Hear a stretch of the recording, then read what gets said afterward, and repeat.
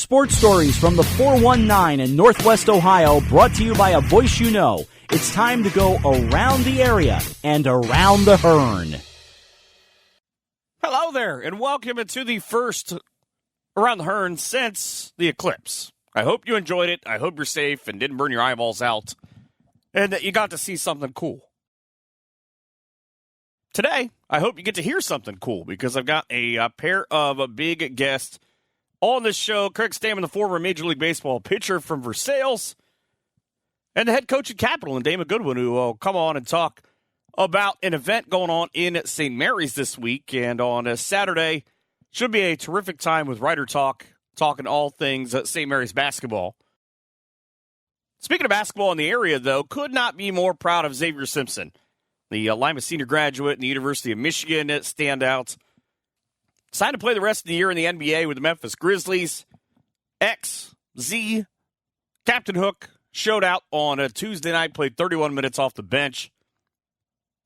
12 points, 5 assists in a loss to the Spurs. But I hope it sticks. I hope he's able to continue to do big things. One of the best kids that you can talk to. Remember seeing him as a freshman and an 8th grader, and just continues to be that humble kid from Lima, working his tails off. Speaking of Writer Talk, again this Saturday at the Grand Opera House, the St. Mary's Alumni Foundation, $30. Include your food and your drink. To hear from Dan Hegemeyer, Austin Parks, Damon Goodwin, and Mark Ashman. You hear more about that coming up here in just a few. But basketball of a different blue and gold, up 75. Jim Ruckey, the 25-year head coach of Findlay High School, 385 wins in his career there, 545 in his overall career. Started coaching in Northeast Ohio, said, I've had enough. 25 years, though, with the Trojans, had a terrific career, and a big congratulations to him. Coaching news is a lot of the news this week. Elita's head coach Matt Tabler recently stepped down. He went 28-43 in 3 seasons with Elita. He told me, I'm getting married, and I've just got to put a lot into it, and I don't know that my heart is completely in the amount of work you have to do. So, again, congratulations to him on his career. Had a standout coaching career at Perry before he came over to Elita, and is going to do big things getting married this summer. Al Thomas, now the former head coach at Corey Rawson, 5 years, 44-69 for him as well. But on the other side, Catherine Dirksen is the new volleyball coach at Marion Local. The former Dayton Flyer grad, coached track at Marion Local for the last 6 years, and has been a bright spot for that program. We'll see how it is her taking over her own program and becoming now the head boss, as it were. Mother Nature has been a thorn in the side of pretty much everybody the last couple of days. They were supposed to have the gold medal track and field meet in Ottawa tomorrow. That got rescheduled for Monday, but it hasn't stopped the Titans from tearing up the track. A couple of days ago in their tri-meets, Ty Rosengarten ran 9 minutes, 31 seconds, and 11 tenths to win and break the Titan record. Jacob Weierman from Bath at 9:54.16 became the first Bath 3200 runner to run under 10 minutes, so big congratulations to those two, and tell Mother Nature she needs to chill out. State golf tournament, I don't know how much we could even talk about golf right now. Beginning in the fall, no longer will a state golf tournament be at the, I believe it's the Scarlet Course at Ohio State. Division 1 will be in Kettering. Division 2 is going to go to Akron. Division 3 is at North Star Golf Club. Why Ohio State doesn't want anything, I don't know. But that should maybe put a pin in the hole. Let's just go back to St. John's argument. Probably not. 7-on-7 is now permitted at any time prior to and after the season, outside of a month after the season. OHSAA came out about a week ago now and said, we know it wasn't allowed until May 15th, but we're going to change the rules on that. As you would imagine, spring coaches not all that thrilled about it. Zach Wiedemann from New Bremen is going to go run cross country and track at the University of Findlay. Congratulations to him. Billy Burke, of course, saying he's going to Adrian College and is going to be a big part of what the Bulldogs do up there. And there's not a lot else going on. And because, again, during the spring, Mother Nature pretty much destroys everything. Baseball is kind of getting in a swing. You've got a pretty big swatch of different things. You've got teams with 10 or 12 games already, and you've got teams with 3. I saw St. Mary's have that exact same problem the other day, only their 4th game of the year when they took on Salina, who had already played 12. Ends up being an 8-0 win for Salina. They get 1 hit in that ball game, and I don't know. This is going to be weird because, as it was pointed out to me on Twitter today, in a couple of weeks you're going to have pitching coaches complaining they have to figure out how to throw 6 games in 6 days and have arms to be able to do it. That is a look at some things going on. It's something kind of cool on a Saturday morning from 9 to 12 on 93.1 The Fan. Miles Holliday and his Out of Bounds show. You can hear myself and Nate Stidham as part of that. A lot of great guests, including Dr. Brady Stabler. Talking Ohio State everything, and there's a lot of that out there right now. Maybe some Kentucky talk as well with John Calipari, now the head coach at Arkansas, or as I like to call him, Arkansas. All of that should be a good show. If you get a chance to check it out, please do. And find me on Twitter, at Michael Hearn PVP. Tell me who you'd like to hear on this show and who you'd like to hear about. And if you're in Wapak, pick up a copy of the paper because there's now a weekly-ish column that'll take place in that paper. And a big thank you to the folks in Wapak for asking if I'd like to be a part of that as well. A lot of things going on. We'll talk high school baseball, Major League Baseball, and St. Mary's basketball and Capital basketball. All of that when we come back here in just moments.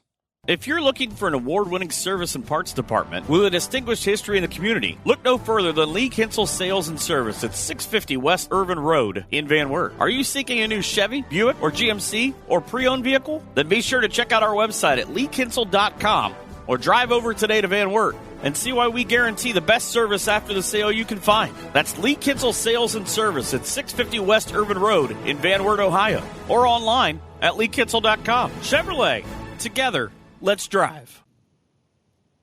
Back now talking Major League Baseball and everything in the area with who many people have told me is the nicest human being that they've ever met in Craig Stammen. Thank you so much for doing this.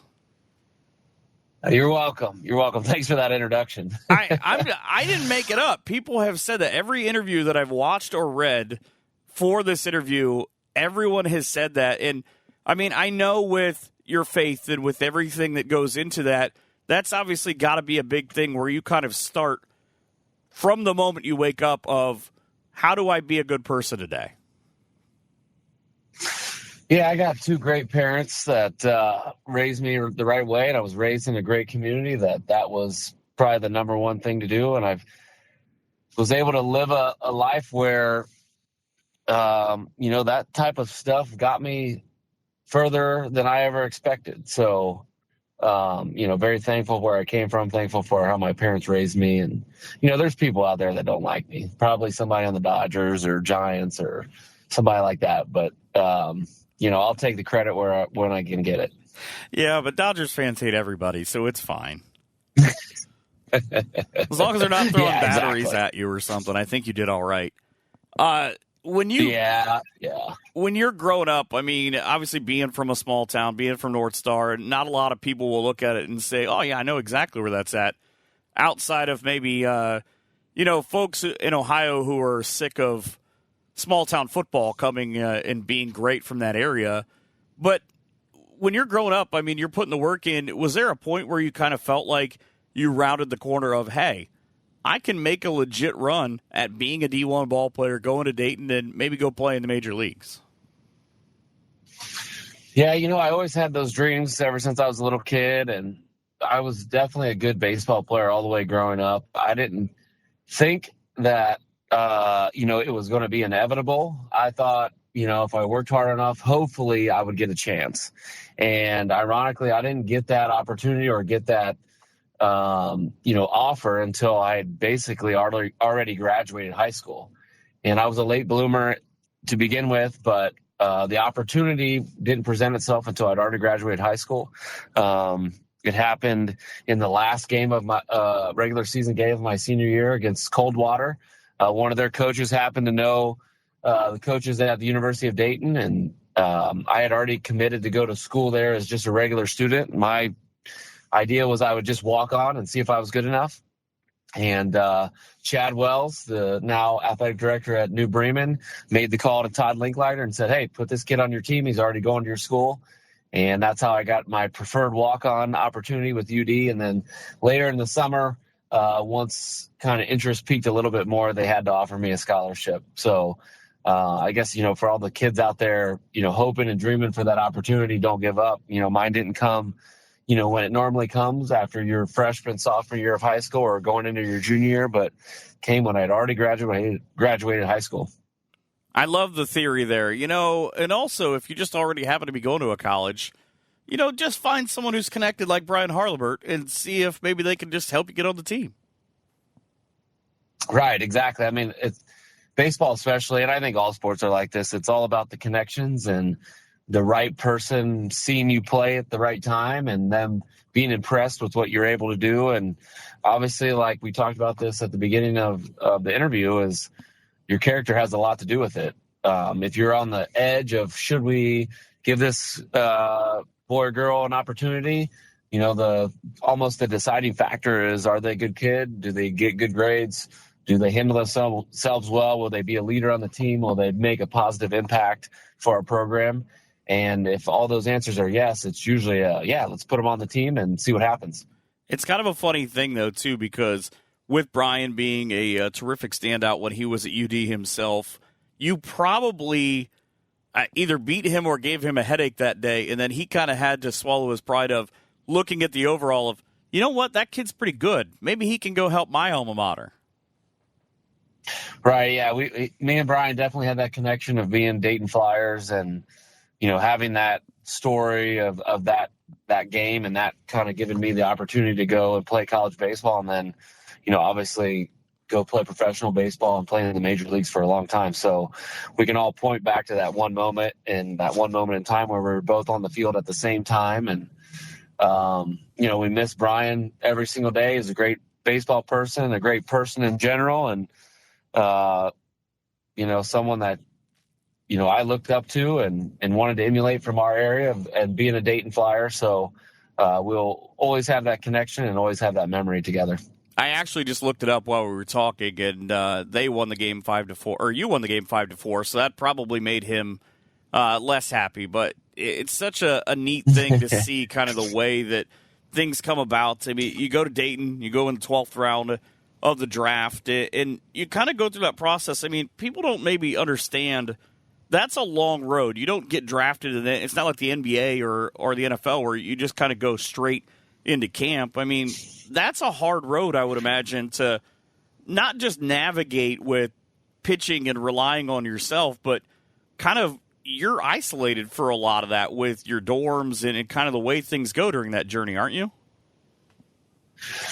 Yeah, you're right. It's definitely different than pitching against Coldwater at Versailles High School for the MAC championship. And so, like you said, you mentioned that game. We did win. We did beat Coldwater. That was the first year that Versailles was in the MAC, and we went undefeated that year in baseball. We had a really good team, and so a great memory. But, yes, going and playing college baseball and then being drafted and going through the minor leagues, there's many ups and downs. There's many times throughout my career where you maybe doubted yourself whether you're good enough to make it. You see all these talented players that you're playing with, and you wonder how you stack up. You trust that you're good enough. You trust that the work that you're putting in is good enough and that you can outwork those guys to the ultimate goal of playing in the major leagues. And many times along the way where, I came back to my roots and relied on the strong faith that I grew up with and the work ethic and the right attitude and how that shot me forward and allowed me to have the, amazing career that I was blessed with. And one of those times coming back that you're coming back between the Nationals, between the Padres, that you are huge on giving back to the community and huge on what it was going to be like one day when you were done of how do I help build the next generation. But how important to you is being a part of the Versailles Youth Baseball Association and lending your name to what they're trying to do every year? Yeah, they do a great job with that tournament. They slapped my name on it a few years ago, And, I asked them if they needed any help or they wanted any input from me, and they pretty much says, hey, we got this, but we want you involved as much as possible. And so, I do a few little things here and there, but, obviously tough to be at the tournament while I was still playing. But I'm looking forward to this year actually being able to be around the tournament, get to interact with the kids and the coaches, and experience the Craig Stammen Classic. So it's something that when I was a little kid, I have so many memories of playing in the Marion Little League with little towns, North Star, Osgood, Maria Stein, St. Rose, Montezuma, Carthagena, Chickasaw, and how much fun we had playing against each other and how much we still talked about that when we were in high school, college, and past that. So the memories that those kids are able to create by having a Craig Stammen Classic-like tournament is something that puts a smile on my face, and it makes me wish that I would have had the opportunity to play in that type of tournament that they have, in our area. But just try to create positive memories for kids through the game of baseball, and I think it's been a very positive impact in our community. I was trying to go through the list of all the towns to make sure you got one and that someone's grandma didn't send me hate mail. So thank you. New Bremen was in there a little bit. I didn't mention that. They were kind of in and out, but that Marion Little League was a lot of fun. No, don't suck up to the Bremen people now. They're going to say he forgot all about us. Well, the crazy part about that league, and it no longer exists because every town's kind of got their own little league now, but we had two major leaguers that played against each other in that little league, me and Corey Lupke, and we remember playing against each other, and we laugh about it and talk about it, and we talked about it when we were playing in the major league. So good memories and a pretty neat opportunity to play Little League baseball. Well, what I love about it is I was reading through the members on the committee for that, and there are some of the best and brightest baseball minds, I think, in the entire area. I mean, you throw a dart and you go in an hour from Versailles, and you can hit pretty much every one of those communities that you talked about and all the successful high school teams. What is it about that group that keeps giving back, that not only creating from the youth level, but, I mean, the last handful of years on the high school level, too, it just seems like that baseball machine just keeps churning out winners. Yeah, I think, sports are competitive in our area. Driving the town and you see the welcome to Versailles, welcome to Coldwater, here are all our state championships. And so it's competitive. And I think, teams and towns have decided, well, if we have a great youth program, that'll hopefully eventually should turn into a great high school program and then give these kids an opportunity to hopefully play, at the next level. And so that's kind of where it started. And I think it's proved that it's working, and kids around our area love playing sports. It's a big part of growing up in our area and proving that hard work can amount to something positive in the end. And, it's nothing but great around our area, and, proud to be where I'm from, and proud to, see how the people that have started the Versailles Youth Baseball Association have taken it and run with it and done a great job with it. Talking to Craig Stammen, the now retired Major League Baseball pitcher, and is that still odd to you? I mean, I know you've got a role with the Padres now, but just to hear, I mean, of that chapter being closed. Yeah, you know what? It's different. It's something to get used to. For the longest time, I viewed myself as a player, and now I'm not. It happens pretty fast. But I had a friend of mine ask me the other day, he goes, do you miss it? And I said, I miss being out there a little bit, but I said I don't miss, all the work that put into it to be in a tip-top shape and being able to compete at the top level. And then he asked me, he said, do you miss the hanging slider? And I said, no, I do not miss having to worry about throwing hanging sliders. And so that put a smile on my face. And, there's good things about being done playing. There's things that I miss about playing, but in the end, I'm lucky that I left the playing part of the game very satisfied with my career. I knew I gave it all that I had, and I probably got the most out of it that I could probably get out of it. Got to play a really long time. I just turned 40 years old, so I got to be a 10-year-old all the way until I was 40. So much to be thankful for. I would imagine that's an argument your wife uses now. You're done being 10, right? Yeah, exactly. It's time to grow up. Time to be a little bit more mature and move on from those little league days of playing pranks and messing around in the dugout and hooting and hollering. So it's time to grow up, raise a family, and teach them how to be 10-year-olds. I talked about this before we went on about I had seen a great interview that NBC San Diego did with you, and obviously those guys knew you extremely well. But one of my favorite takeaways was, is it true that when you were not having a great time on the mound, that you couldn't get rid of the clothes? You were blaming the clothes as a superstition and throwing them out? Sometimes you just need to change it up a little bit. And when you get some fresh clothes, some fresh socks, a fresh T-shirt, goes underneath your jersey, it feels like a start over. Similar to opening day. All these guys are getting ready for opening day tomorrow, and they're going to have fresh things hanging in their lockers, and it feels like the start of a new season. Spring training's over. Everybody's ERA is 0. Everybody's win-loss record is 0-0. They feel like they got a chance at the World Series. And so that was kind of my thinking when things weren't going bad, is just to kind of change it up a little bit, change that mojo, get back to that, hey, it's opening day, that excitement of opening day, that feeling of being a 10-year-old kid, and being able to wear like new Major League Baseball gear. That was kind of my thinking. I don't know if I'd call it a superstition, but it was just my way of, trying to change, what the momentum of what was going on.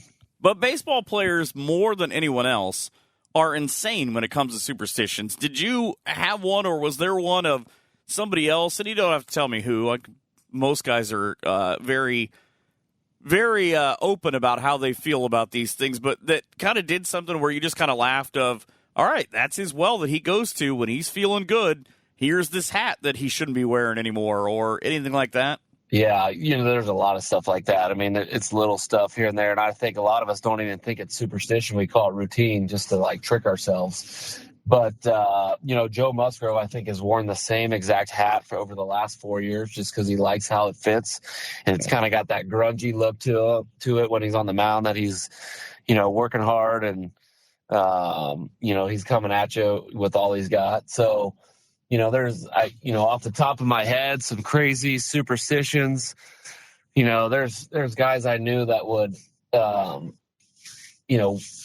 get dressed in the same manner every single time. They'd have certain shoes that they would wear based on how many hits they were getting, all that kind of stuff that, we've seen in the movies and we've heard about in articles and stuff like that. It's definitely true. Like, it's baseball's that superstitious sport where you don't want to touch the foul line. You got to jump over the foul line, all that kind of stuff. Which is always amusing when it's, a bigger hitter like a first baseman and you see him do it. I mean, here's this big dude. What's he doing? Oh, all right, he moves well. But I always think about the Wade Boggs thing with the chicken. But it's funny you say Joe Musgrove, right, because he was exactly who I was thinking of. It was his hat that I was thinking exactly of. Yeah, he's had that hat since he's joined the Padres, I believe.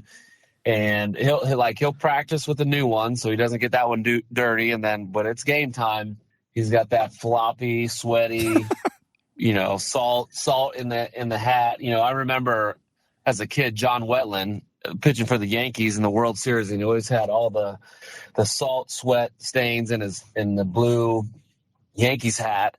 And, that's what reminds me of Joe. And I can't say that I didn't do that either. When we made the playoffs, I would purposely have them put the playoff patch on my all year worn hat instead of getting a new hat. It was just like, as a kid, that's what I remembered. I liked how that looked, and I wanted to be, that type of pitcher. It's so funny because obviously we're around the same age, because I thought of John Wetland too.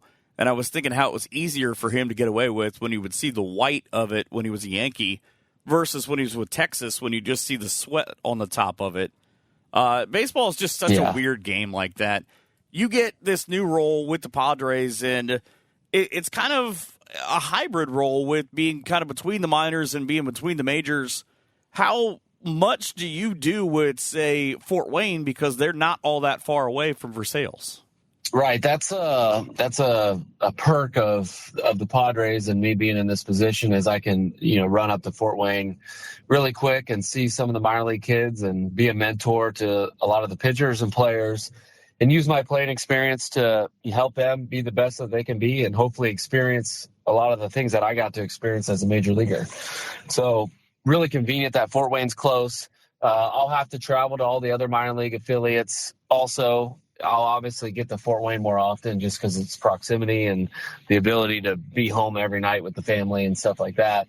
And I'll also be with our big league team too when they come this way, come play the Reds and the Guardians, the Tigers, Cubs, Brewers, anywhere in the Midwest. I'll go to those games and we'll go out to San Diego for a little bit this summer and spend some time out there.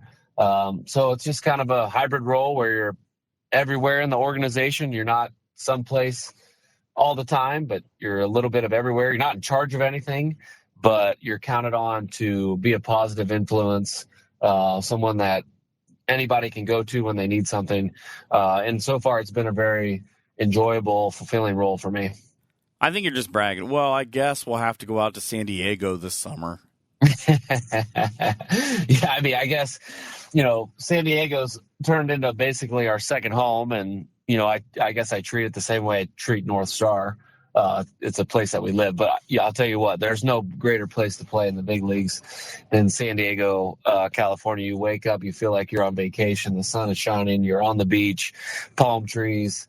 And, oh, yeah, you get to go to Petco Park and play baseball. So, I counted my blessings every day we were out there. It was a fun 6-7 years for me and my family. The last two guys that I've had on this show now, one just happens to be a defensive coordinator for the Chargers. The other happens to have had a long baseball career and played in San Diego. I don't know. I don't really like that you guys have gone from being Midwestern kids to now, we're not that far from the beach. We can go to, a world-renowned zoo and, oh, yeah, I get to go play in this beautiful park. I don't know where that happened, that you guys lost perspective of what it's like to enjoy the snow with the rest of us. Yeah, you know what? I'll chalk that up to a lot of prayers from my grandma and my mom and the people around me. They said their prayers every day, all during Lent, and the blessings. We got to be thankful for the blessings that we've been given. So I'll just chalk that up to, lots of good prayers on my end. To be fair, I totally understand it. I want to go to San Diego too. Your wife and the kids have had just an amazing experience so far, but with having 4 young kids under the age of 10, and your wife, I heard you say, wants to go back, kind of be more of a volleyball coach and give back. How important is that for you guys that you see that on the same level, you and your wife, of how important it is to give back to youth and be around and teach the next generation? Yeah, we both love sports. We both played it. My wife coached it for a really long time, up until we got married. And, that's what we're interested in. And it's, our kids are kind of, that's what they're just going to get raised in. Mom's going to be going to the volleyball court and dad's going to be going to the baseball field. And, we love being a part of that. We love the interaction of being with a team and being able to mold young minds. I think it was John Wooden that said that a coach is going to impact more people in his life than, any other profession, a coach or a teacher. And so, the ability to pass on what we've learned, use it, to glorify God in the same way, interests both of us. And it's something that we're both passionate about and excited about in the future, of us raising kids and being a part of our community. Talking to Craig Stammen, and there's one thing that I wrote down that I really wanted to ask you about because I just absolutely love how it looks on paper. You were big during your major league career about giving back to the United States military with some friends and everything going on, that you used your platform for a bigger thing. They give you an award, the Bob Feller Act of Valor Award. What was it that was it meant so much to you? Because I have a lot of family that's been in the military and been overseas too, and I think that's why it stuck out to me. But what was it to you to be able to use that platform to kind of do bigger with the military?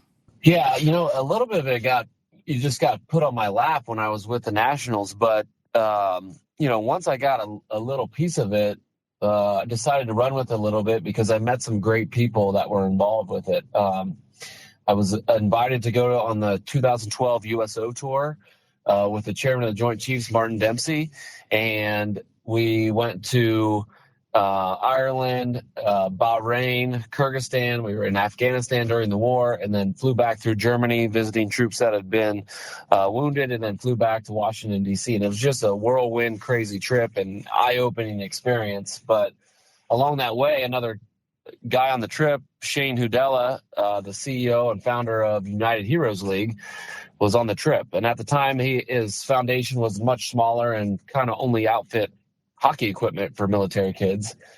And we kind of talked him into like growing his charity a little bit into all sports. And it's turned into an amazing charity that I've been able to work closely with and be on the board of directors, that basically, outfits all military kids with any sporting equipment that they need, sets them up with tickets, experiences with the Major League Baseball, NFL football, NBA basketball, NHL hockey, any professional sport.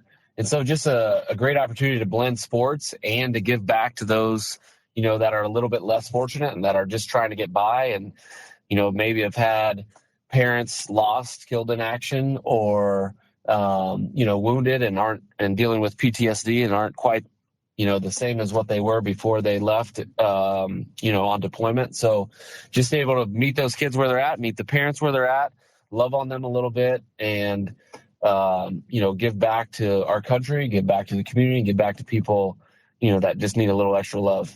It's an amazing thing because I'm always so glad when sports and teams are able to do that. My brother has done a couple of tours overseas. I have many uncles who were over there at different points, but I just think that's an amazing thing, and I'm glad that you guys got to do that.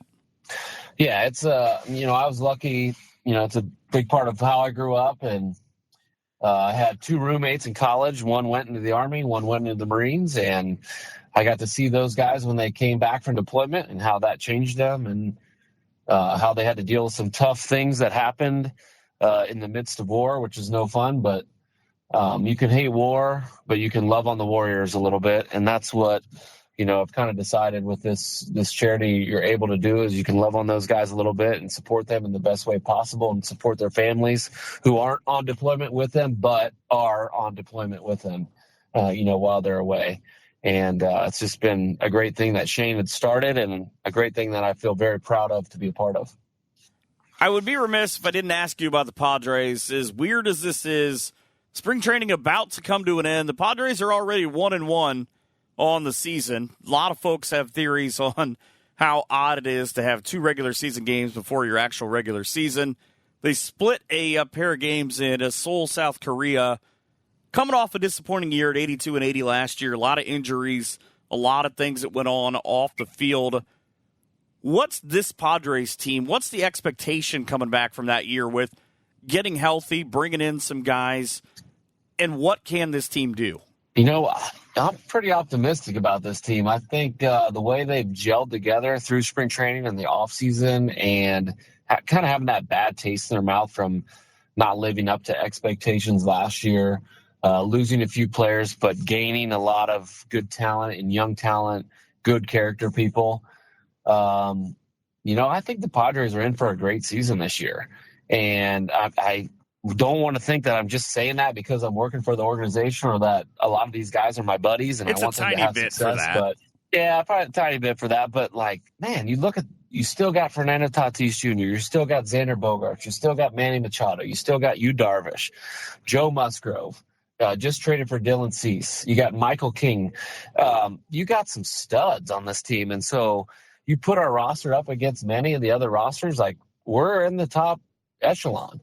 And I think a little bit of the issue is, you see the Dodgers and how much money they spent over the offseason and the type of roster they have. Obviously the most talented roster in the major leagues, and we're going to have to go, toe-to-toe with them throughout the season. But the way the playoffs are set up with the extra wild card teams here the last couple of years, the Padres have a great chance to have a successful season, get into the dance where they're winning the division or getting a wild card, and then you never know what could happen. The Diamondbacks snuck in. They only had 84 wins last year, 2 more wins than the Padres, and yet their season is considered very successful.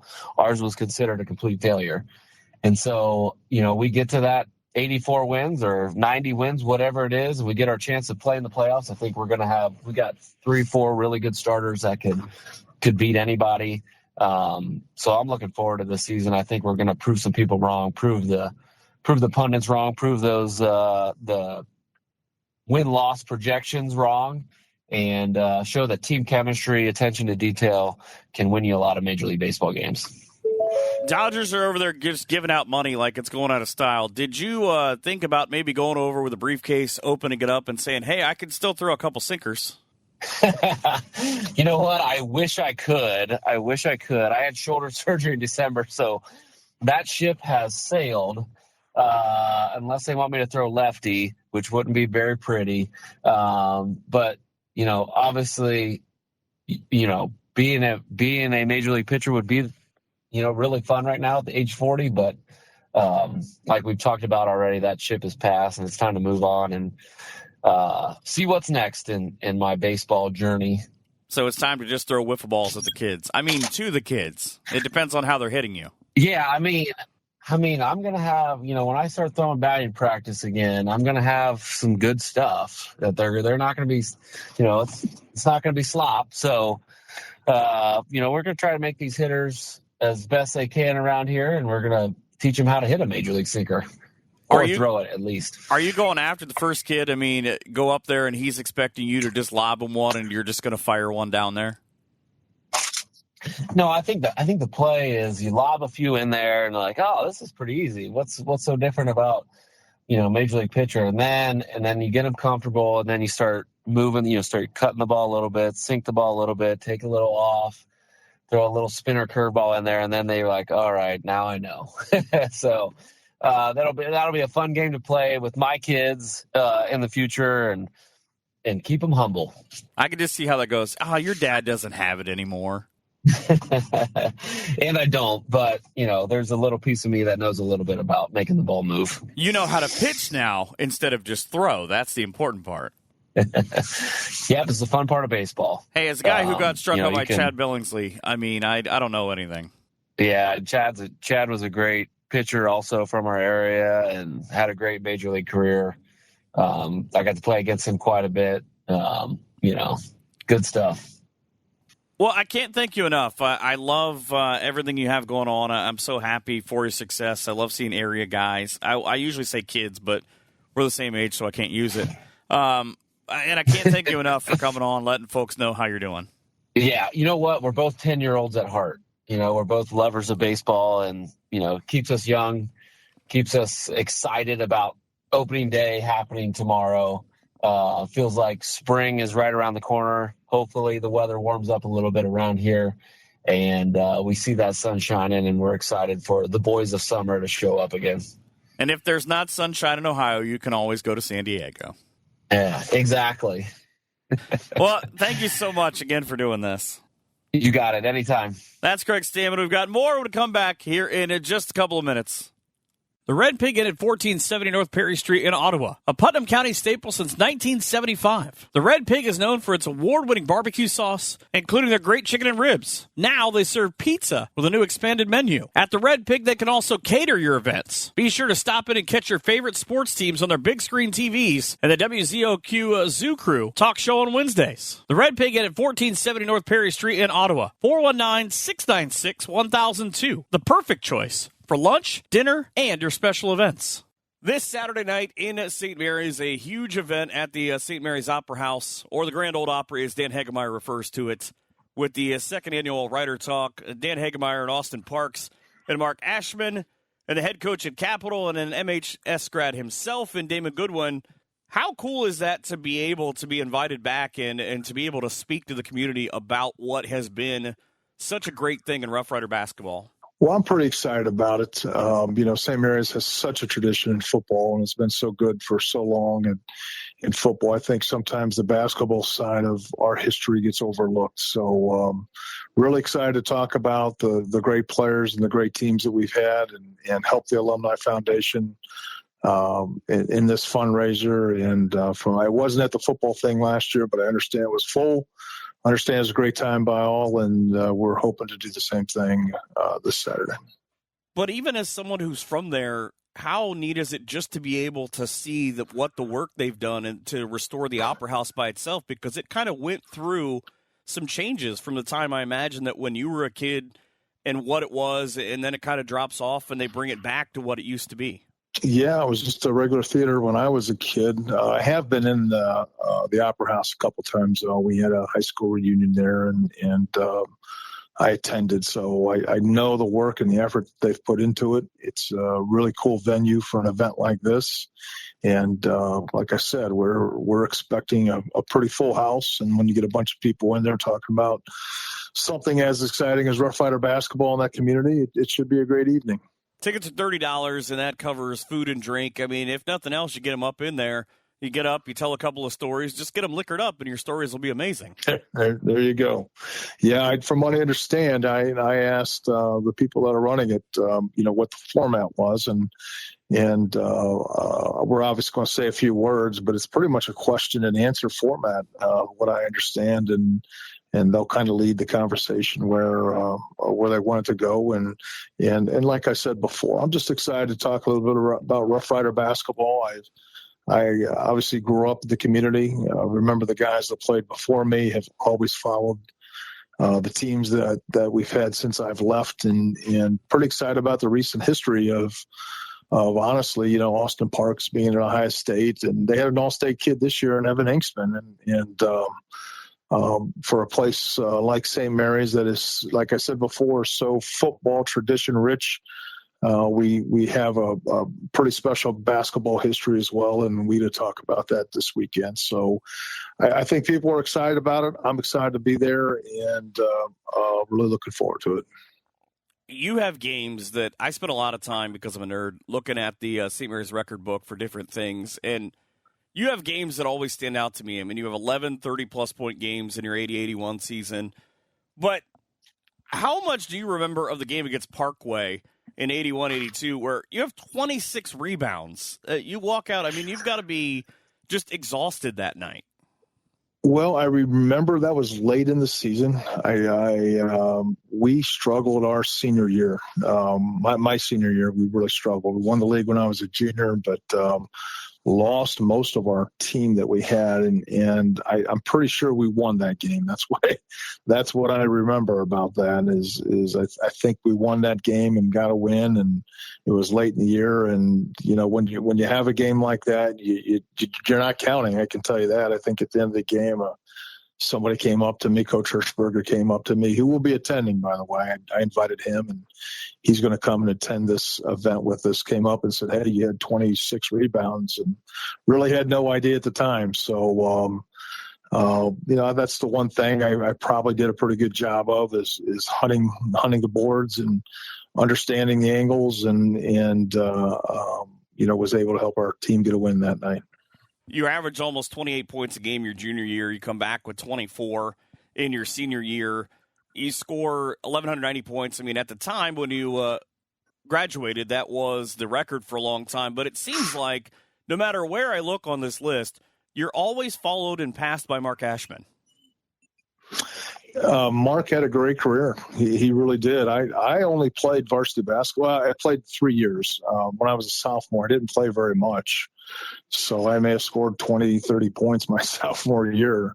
So I really only had 2 years of numbers as far as, varsity basketball is concerned. And very, very few young guys played then. I think Mark, if I remember right, Mark probably played all 4 years. Obviously, Austin Parks played all 4 years, and they had great careers. And Mark had a great career down at Dayton as well.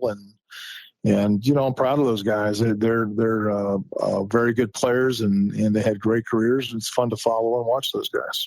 you go through all that, and with kind of what you end up doing, the way your trajectory has worked, how different do you feel now that when you were being recruited to how you're recruiting kids now? I mean, that feels like from the outside, that probably has to have changed just tenfold. It's a totally different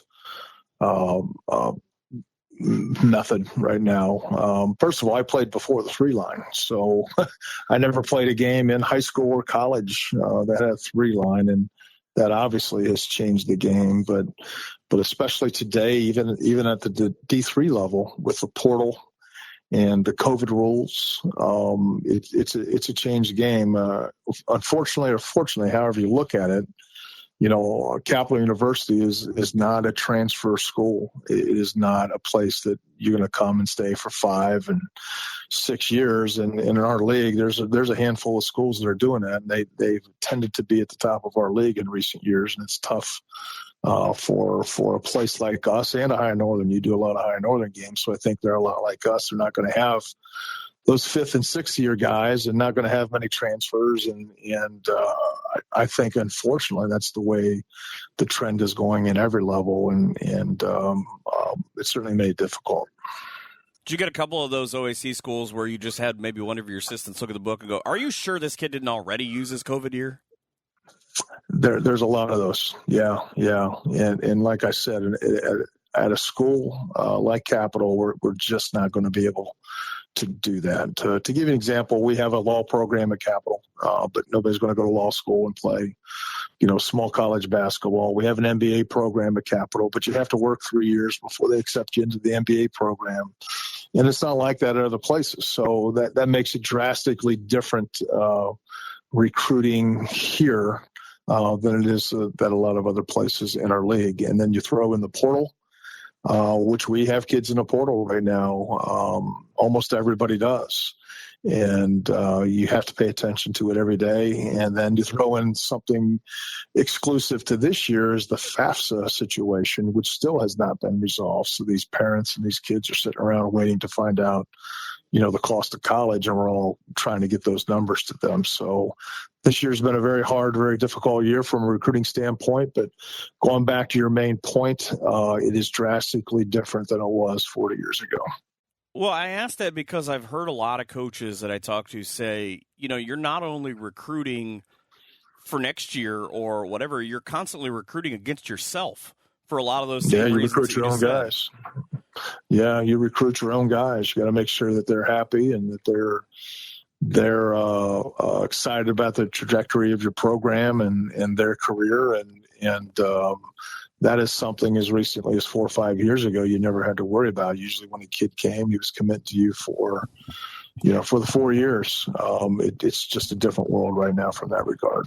I'm not sure it's for the best either. So we'll figure that out as we go. As soon as that was announced, I said, this is not going to go well. You're going to open up a box that you're going to wish you could put back. Yeah, it's hard on everywhere. It's hard on everyone at every level. And then when you throw the NIL in there as well, especially for the higher levels and the amount of money that's involved, it is coming to our level. We do have some things that we offer our guys, some NIL opportunities, and it's just a fact of life right now, and it's certainly complicated the way it gets done. Well, if you can get Ryan Seaver to get one of those NILs from Millie's and Automobile, there you go. Maybe you should go with him and say, yeah, but you got to kick in some wings for me. There you go. Yeah, he needs to get there and eat some more wings. He needs to put some weight on his bones. So that's something we're working with Ryan right now. But he'll be a senior and has played a lot of basketball for us, and we're excited about his senior year. I mean, just looking at the local kids, you get Alex Ike to get a deal with Moeller Brew Barn. I mean, you're pretty much set. Yeah. Got Nixon at the Wooden Shoe.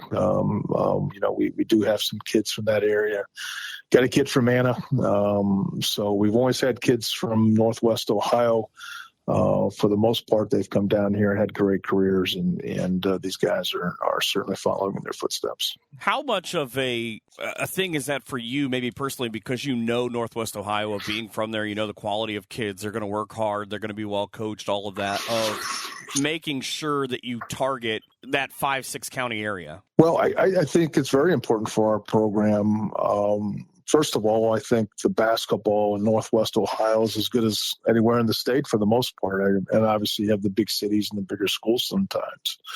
But the quality of basketball in that area of the state is top notch. So whenever you get a kid from those programs, you got to feel pretty good about it. Most of those kids grow up knowing hard work. They're baling hay or they're working at the grocery store, and they understand the value of hard work and commitment. And that, unfortunately, that can be unique in today's environment sometimes. So I enjoy going up back to that area and getting kids. We're recruiting kids this year up in that area as well. And hopefully at the end of our recruiting season, which hopefully we'll be here in the next month or so, we've got a couple more Northwest Ohio guys. This year's your 29th season at Capital. You get ready to start number 30 in October. What has that been like of just kind of seeing what Capital has built to? And has there been a time, I would say in the last couple of years, where you maybe have slipped and not said Comets just out of force of habit? Yeah, we don't really we are still we're pretty much Capital basketball. We have stayed with Capital on our jerseys. We still have awards that say Crusaders. That's been a tough change for us. We have a lot of alumni that aren't real happy about it. Unfortunately, it's the way of the world right now, and I'm not sure that.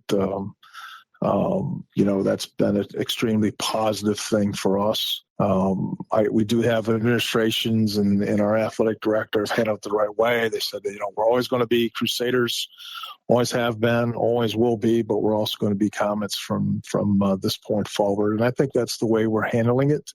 I know from our fundraising efforts from our men's basketball program, we've talked about it's always about the people. It's not about the name. It's about the people involved, and they continue to be very supportive of it. So that's one of the battles that we are fighting, have fought for the last few years, and that's how we're approaching it.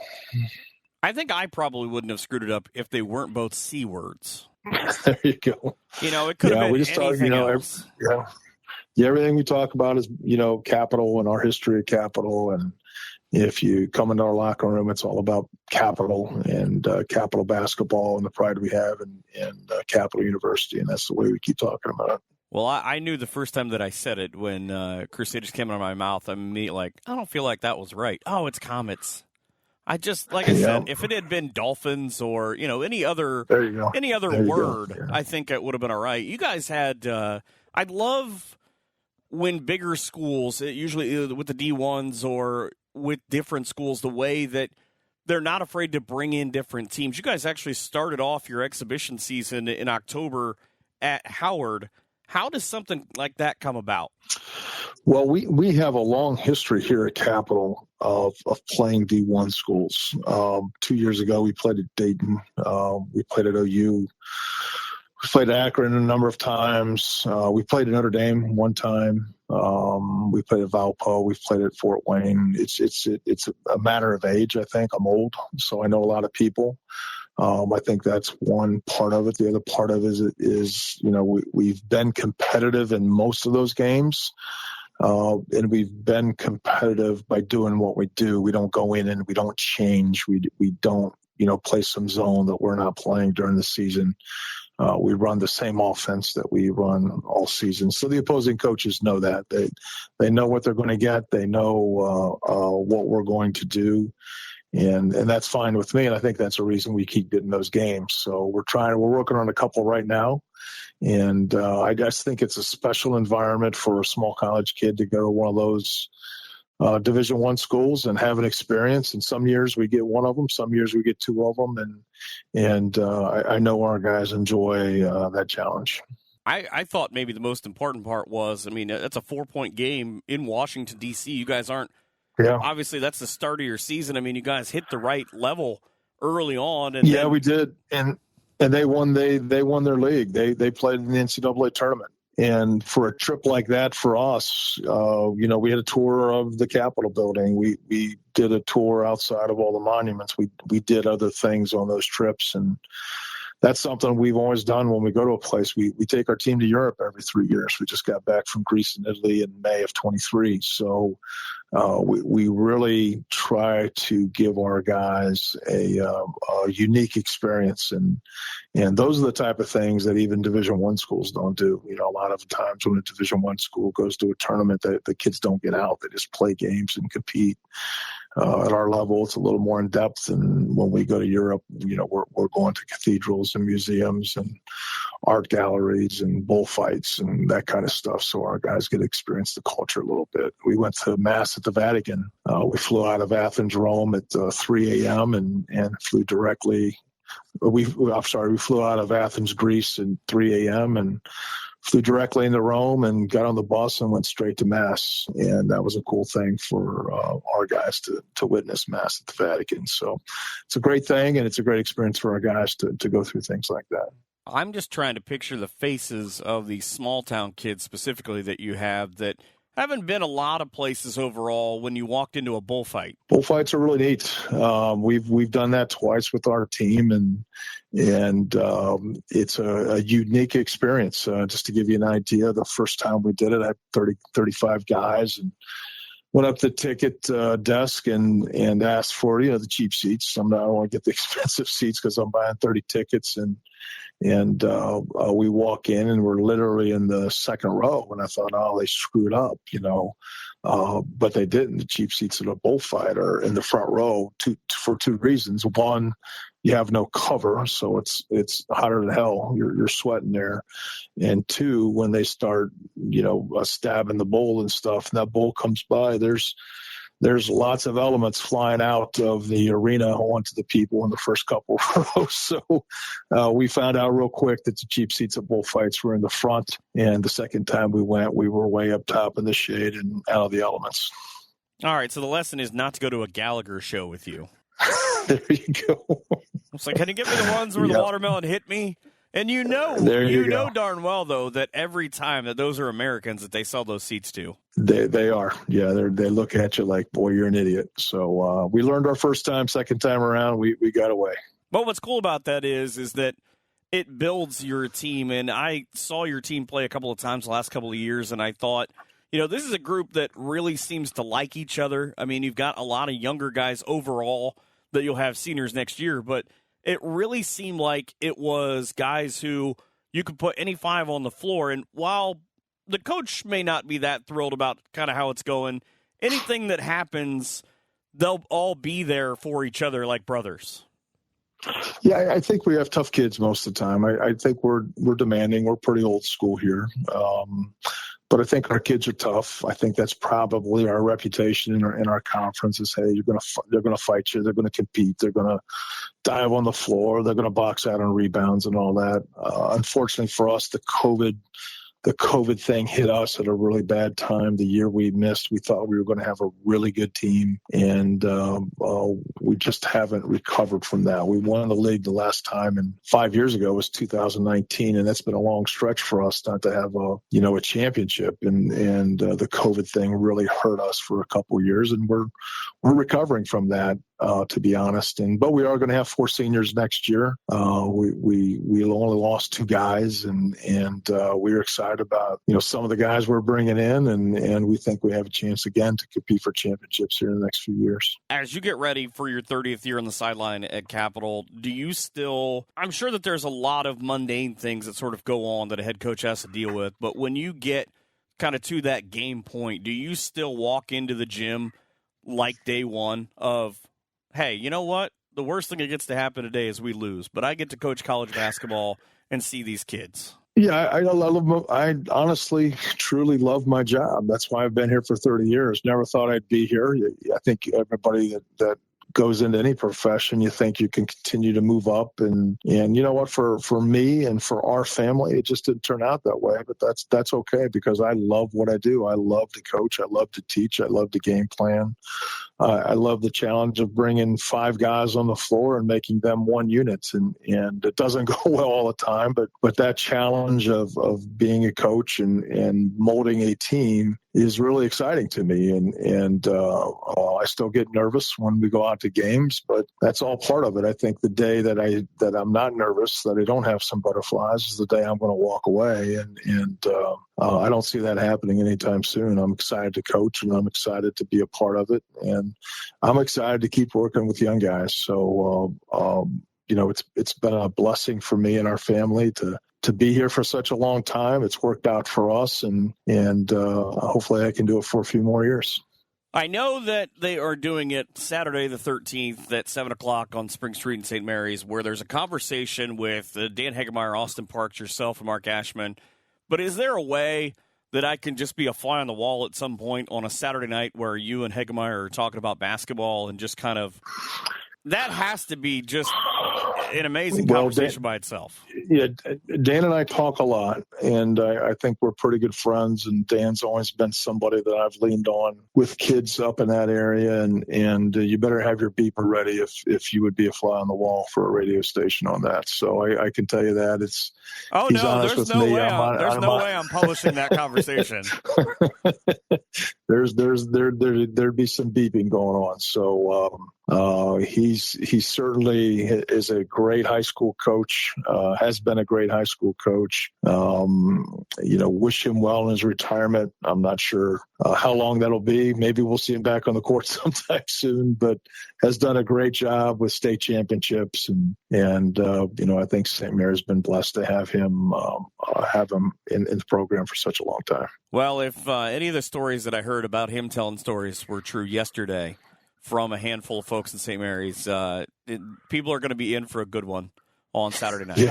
Well, we're looking forward to it. We really are, and thanks for the promotion of it, and hopefully it'll be a great event in St. Mary's. That's Damon Goodwin, the coach at Capital, and a graduate of the class of '82, talking about Rider basketball on Saturday nights at the Grand Opera House in St. Mary's. Are you in Spencerville and looking for a place to eat before the Bearcats play? Well then, head to my place, 128 North Broadway, for deep-fried mushrooms, chili cheese fries, the best pie around, and soup of the day. If you're in a hurry and just want to order some to go, you can give Doug and his staff a call at 419-647-4062, and they'll have it ready for you. My Place Restaurant at 128 North Broadway in Spencerville, a proud supporter of Bearcat Athletics. Welcome back. Final time to wrap up episode 141. It is a big set of thank yous again to Craig Stammen. He could not have been nicer when I talked to him for about 40 minutes or so, and just kind of picked his brain about everything going on, about the Padres and how they'll be this year, and about baseball in general and about life now that he's retired with 4 kids. Also, a big thank you to Damon Goodwin, the once upon a time all-time leading scorer at St. Mary's Memorial High School. He was nice enough to give me some of his time, and we talked for about an hour, and he could not have been nicer. First time we've actually had a long conversation, and he promoted what is going on a Saturday night in St. Mary's, $30 at the Opry House, and you can hear some really good stories. I hope that you go out and get a chance to check that out. If Mother Nature ever chills out, hopefully we'll have more coverage with softball and track and baseball as we roll along here on Around the Hearn. Have a great night and an even better tomorrow, and thank you so much for tuning in.